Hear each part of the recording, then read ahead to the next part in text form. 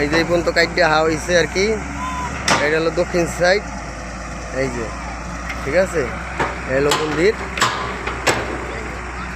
আমাদের প্রথম হলো পলাশকায় আমাদের একটু নেগে গেছিলো, তারপর তারা বুঝাই বলছি পর সে বুঝ মানছে, সেও আছে ওই যে তার অবদান আছে। ওই যে আমাদের পলাশকা মাস্টার, ঠিক আছে, ওই যে মেম্বার সৈয়া ভাই, ঠিক আছে। আমি সবার উদ্যোগ মানে আমি আমার অনুরোধে তাকে ভিতরে একটু মায়া লাগবে। তারপর পলাশ কাকায় সে বলছে যে না ঠিক আছে রাস্তা ওই যে ধান পুরোটাই হবে।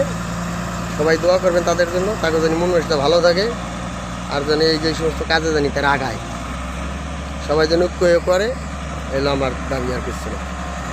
সবাই দীর্ঘ কামনা করবেন, সবার যেন শরীর ভালো থাকে। এই যে রাস্তাটা,